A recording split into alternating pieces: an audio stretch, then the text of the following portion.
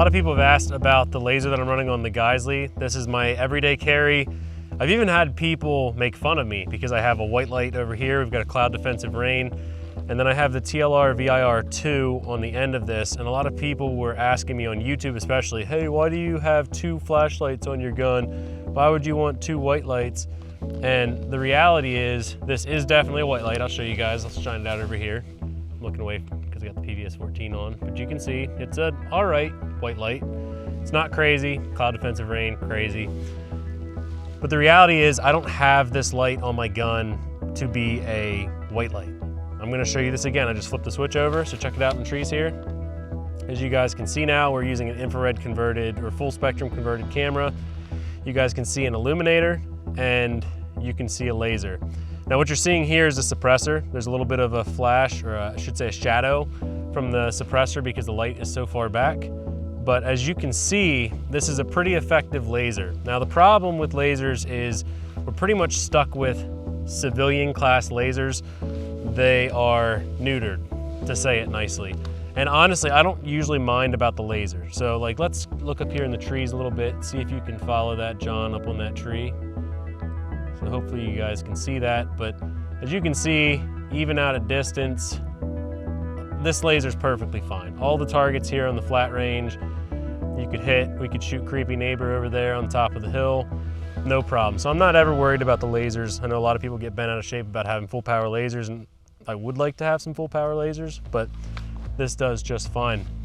But the real benefit that I saw with this and why I put it on my personal gun is it shares the same body as several other TLR variants of lights. So there's different holsters and stuff that you could use with this particular light that are gonna transfer over. The other thing is, I think they're around $389, something like that. Don't quote me on that, check it out online. But for around 400 bucks, you can have a very effective starter laser. So if you just got into night vision, just got your first PVS 14, and you're looking for a budget entry-level laser that's an illuminator, this is a solid option. The downside of it is you can't select whether the illuminator is on or off. It's always illuminator, always laser together. There is a momentary switch, or you can have constant on, but you can't separate the two. With my D-Ball A3, I can choose which function I want on, and oftentimes with that, I'll just run the laser.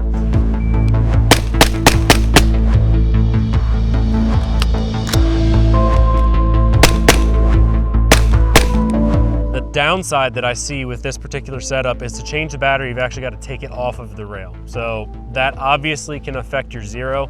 When I'm playing around with the D-Ball A3, I don't have to do that. I can just take the battery cap off of the front, and then I'm able to remove the battery. The only thing I have to be mindful of with the D-Ball is where I place the unit on a rail. If there's a fixed front sight post or something like that, I have to be careful with the battery compartment. But with this one, it doesn't really matter how close you put the switches because you've got to pull it off the rail to change the battery. And that is probably the only downside that I would say for this particular unit, but the batteries last a long time, and I'm not using IR all the time. Like I said, my primary white light is the rain, so it's not really that big of a deal. The reason I really like this a lot is because if you are just getting into night vision, it's a very inexpensive option, very good, solid option for you. It's been a good performer for me.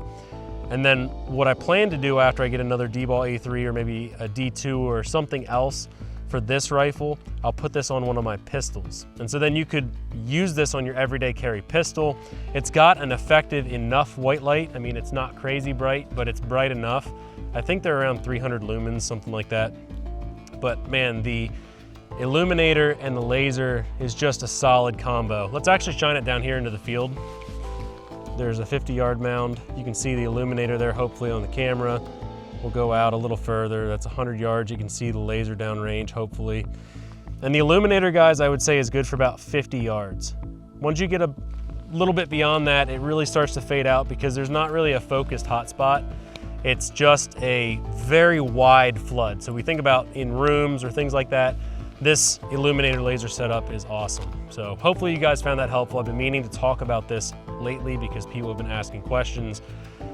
I've had good luck with it. Might be a good option for you guys.